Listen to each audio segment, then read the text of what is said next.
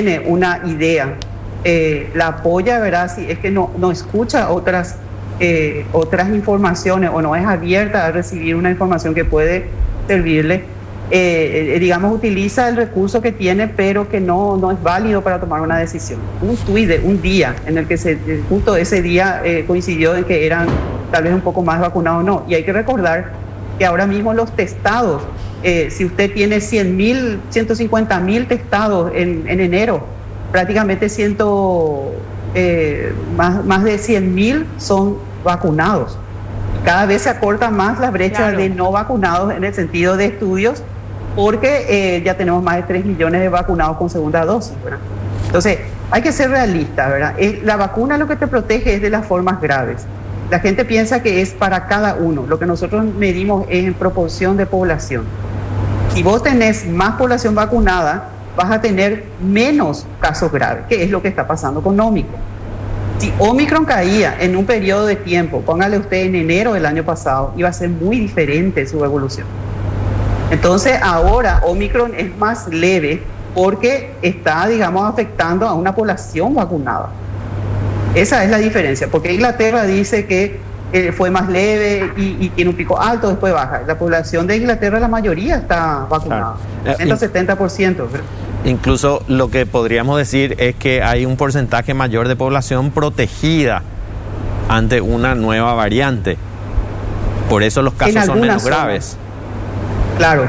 Y van a decir Sudáfrica, que tiene un porcentaje de población, digamos, con una vacunación que no es tan, que no es, como se puede decir, tan alto, pero hay que medir varias variables. Sudáfrica tiene una población que es más joven. Y Estados Unidos, por ejemplo, tiene una suma de factores que pueden hacer que justamente, a diferencia de Inglaterra, el nivel de hospitalización sea mucho mayor en Estados Unidos.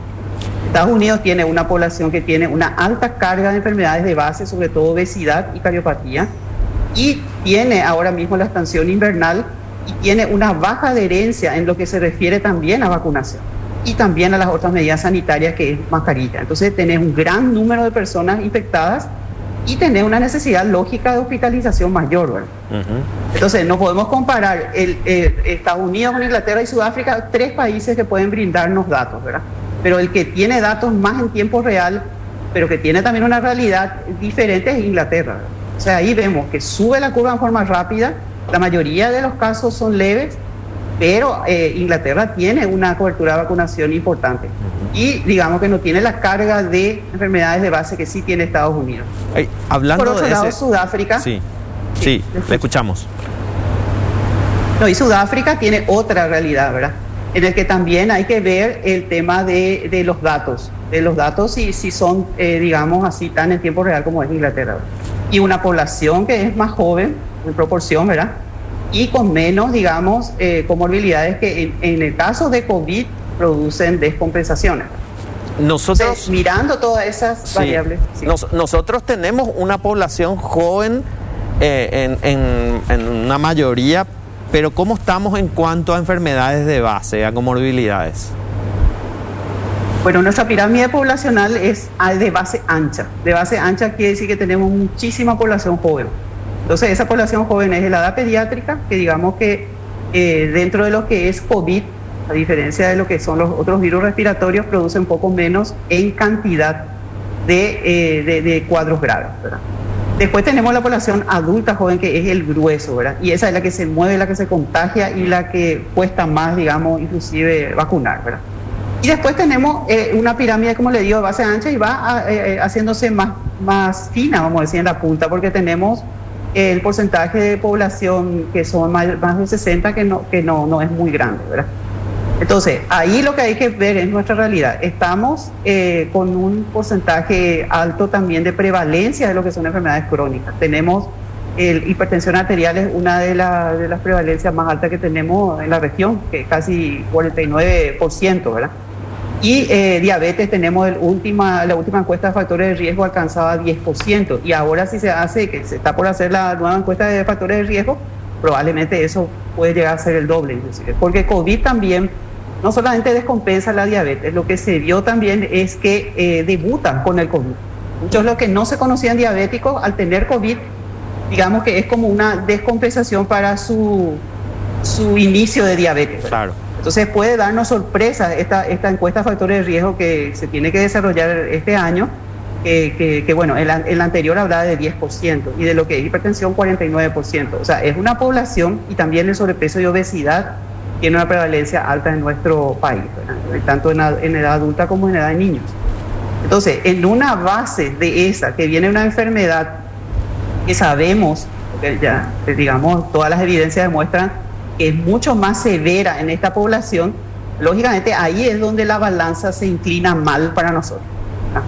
Entonces, si tenés una población que tiene esas comorbilidades, lógicamente el desenlace puede ser lo que no queremos, que es el óbito, ¿verdad?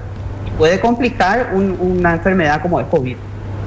Doctora, efectivamente hoy el mayor problema que tenemos en el país ya con esta variante Omicron también y la cantidad de casos que están aumentando es aquel adulto no vacunado y además con enfermedad de base. Así es. Entonces ahí eso no es que debe desalentar la vacunación, porque la vacunación, digamos, no es que impide todas las infecciones. Eso es algo que nunca se dijo que va a impedir las infecciones. Al igual hay que recordar la vacuna de influenza. Todos los años nos vacunamos para influenza, todos los años hay infecciones, hospitalizados y fallecidos, ¿verdad? Pero la proporción de que vos tengas más cantidad es lo que hace que merme con la vacuna. Y hay estudios de efectividad de vacuna que te demuestran que el porcentaje de complicado o fallecido por influenza es mucho menor en las personas vacunadas. Por supuesto que va a haber algunos que van a fallecer, ¿verdad? Nadie habla de que la vacuna, ¿cómo se puede decir?, evita todas las muertes, evita la mayor parte de ellas y disminuye la probabilidad para cada persona de que se complique. Ahora, estas personas que están sufriendo la reinfección, tenemos 5.380 aproximadamente sospechas de reinfección. Hablo de sospechas porque eso debe ser cotejado por laboratorio como para poder decir que es confirmado. Pero eso también son definiciones que vamos a tener que ir adaptando en poco tiempo con Omicron, porque ahí podemos hablar de probables reinfecciones, porque si vos tuviste a principios del 2021 y tenés ahora, las variantes que circularon de preocupación son distintas. Entonces ahí casi podemos asegurar que estas que se están enfermando ahora como segundo episodio son por Omicron, ¿verdad? Y de las 5.380, más de 1.000 en lo que va de enero, y ha transcurrido solamente una quincena, han tenido la infección en este periodo. Entonces, esas personas, la mayoría ha sido leve. Entonces, los cuadros que está dando Omicron en personas que han tenido ya la infección y en la anterior tuvieron que hospitalizarse o tener un cuadro más delicado, en esta segunda infección están haciendo cuadros leves. O sea, la mayoría lo que refiere es un dolor fuerte de garganta, fiebre que puede durar 1 o 2 días, sudoración y fatiga. Y dura pocos días. Y también se ve que la hospitalización inclusive puede ser un poco más corta. Claro, esa es la muestra significativa de la importancia de la vacunación. Sí, pero la mayoría es lo que tiene una... Sí. Lo que pasa es que la efectividad hay mucha, ¿cómo se puede decir? La noticia no viaja al mismo tiempo que la investigación. El deseo al día de que tengan de decir sí es tanto por ciento o sí es esto, no viaja al mismo tiempo de la ansiedad de la noticia. Hay cosas que hay que evaluarla con todas las variables que tienen que ser y hay estudios que se están haciendo para efectividad, pero en ese se tiene en cuenta la edad, se tiene en cuenta la patología de base, se tiene en cuenta muchos factores que en un tuit diario no se puede hacer, ¿verdad? Entonces ahí se tiene el grupo de las personas que quieren señalar que la vacunación no sirve, que exigen, indicadores, que eso sale después de una investigación. Entonces yo comprendo la ansiedad, ¿verdad? Pero hay que también, si uno va a sacar, digamos, un dato preciso, necesita una metodología y eso no es de un día para otro, se tiene que hacer en forma correcta. O sea, ese estudio de efectividad se está llevando a cabo. Probablemente tendremos algún estudio, un resultado preliminar, y ese sí es con metodología, ¿verdad? Lo que se pretende con el tweet es que la gente esté informada de los datos que se disponen, pero sí estamos viendo que está creando una falsa, una interpretación que no es correcta. Correcto. ¿Qué podríamos esperar para lo que resta de enero y para febrero, mirando ya también ese escenario que se aproxima, doctora, teniendo en cuenta este ritmo de los casos, de los contagios, los nuevos y también estas sospechas de reinfección? ¿Qué se puede esperar? La sospecha de reinfección suma casos. Sí. Esperaríamos que eso ya, pero bueno. Lo que sí es el escenario nuestro, Paraguay, es de una alta transmisibilidad y se vio desde la introducción de la variante Omicron, sí, que fue en diciembre, y la característica que tenemos de los casos, a diferencia de los otros periodos, podemos llamarle a periodo gamma como el peor, es de una duplicación prácticamente de una semana a otra, e inclusive en algunos momentos es una duplicación de un día a otro. En este momento estamos más o menos en 3.000 casos por día, pero eso varía mucho según el número de test, todos sabemos eso, ¿verdad? Entonces, los números confirmados que nosotros damos es una parte de lo que realmente es. Todo el mundo habla también de por cuánto vamos a multiplicar. Y si hacemos una evaluación de cuántos fallecidos tenemos y consideramos que la mortalidad puede ser de 1%, y nosotros tenemos aproximadamente 500.000 acumulados, podríamos decir que es de 3 veces más.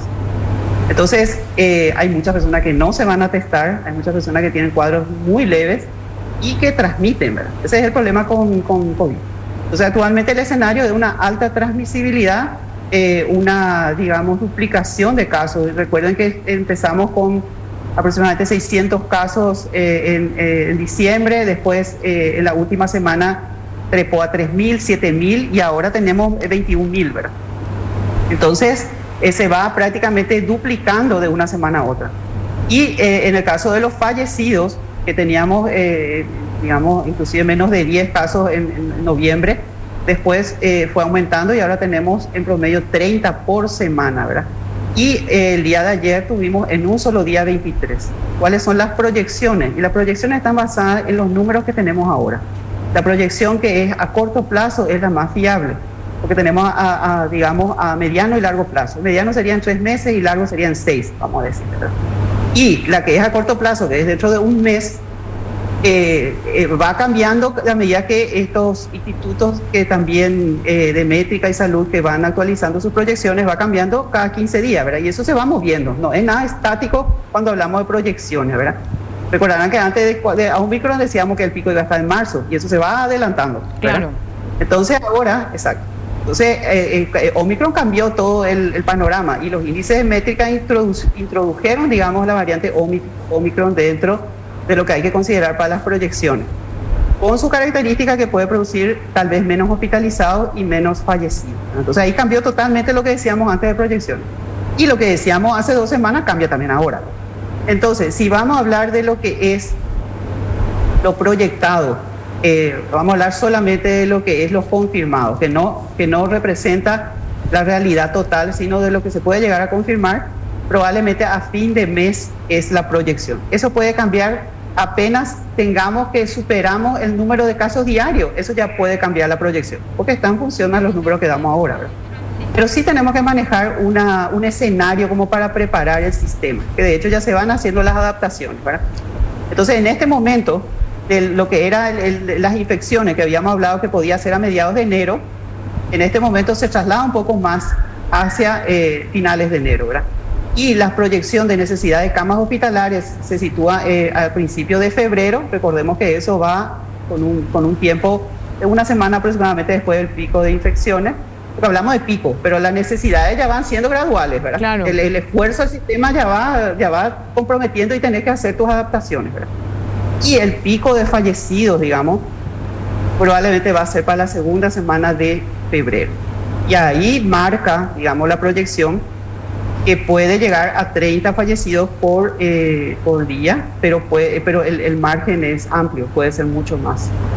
Para la segunda semana de febrero, entonces, se tendría, con este ritmo de contagios, aproximadamente se tendría entonces un escenario más complicado. Para la segunda semana de febrero, podríamos tener como 30 fallecidos por día. Que no, es muy lógico porque ayer tuvimos 23, ¿verdad? Entonces, sí, la idea pues es no apostar a ese pico. No, por supuesto. La idea es que ese que esa curva sea más baja para evitar fallecimiento. Y la única forma que vos podés tener una curva más baja de fallecido es disminuyendo las infecciones, insisto, ¿verdad? Todo el mundo desde el principio me insiste con lo de la ola, ¿verdad? Pero a mí la ola no me preocupa cuando ya está arriba. A mí me preocupa cuando va subiendo, porque ahí es donde se puede hacer la intervención, ¿verdad? Avanzar en vacunación, inclusive dentro de las variables que te pone para ver cómo va a ser más alta o más baja la curva, te pone el avance en vacunación, te pone la tercera dosis y te pone el uso universal de mascarilla, como una medida protectiva, como para que vos puedas intervenir a tiempo para evitar que ese pico sea máximo, sino que vas a llegar a un pico sí o sí, eso es inevitable, pero para que sea bajo, para que el menor número posible de óbitos vos tengas. Ese es el objetivo final. Claro, y ahí tiene que ser la estrategia entonces aumentar este ritmo de vacunación. Más temprano cuando estábamos hablando con el director de la región sanitaria de Alto Paraná, nos hablaba de este escenario difícil que ellos tienen en Alto Paraná, porque es uno de los departamentos que registra más baja cobertura de vacunación, por ejemplo, y nos decía, estamos viendo todas las estrategias para poder cambiar eso. Y él se mostraba muy preocupado por la falta de uso de mascarilla de la gente en general. Es un hecho. Nosotros recorrimos casa por casa esa vez que se hizo la campaña en Ciudad del Este, ¿verdad? Y no se usaba mascarilla. Y en el interior del país esa también es una realidad. El uso de mascarilla no se da, ¿verdad? Y acá, digamos, hay un tipo de interacción, pero en el campo es esas reuniones sociales que, bueno, sin mascarilla es casi una fórmula con Omicron para contagiarte, ¿verdad? Sumamente contagiosa, en el sentido de que una persona puede infectar a 8 o 10 personas. El periodo de tiempo en que tenés que estar, digamos, en contacto es mínimo. Entonces nosotros medimos luego el contacto estrecho como aquella persona que ha estado por más de 15 minutos con alguien sin uso de protección de barrera respiratoria y que ha compartido por lo menos un día o dos con esa persona. Ese, digamos, es un candidato a contagiarse. O sea, la idea es sumar las medidas protectivas conocidas, que son la vacunación, porque aunque las personas que no quieran vacunarse la nieguen, las personas vacunadas le están ayudando indirectamente. ¿Por qué? Porque al estar una población mayormente vacunada, evita que esa transmisión sea mucho más alta de lo que sería si no estuviéramos vacunados. Omicron caía en enero del año pasado, iba a ser muy diferente su característica. Sin dudas. Te agradecemos muchísimo tu tiempo y la explicación, directora.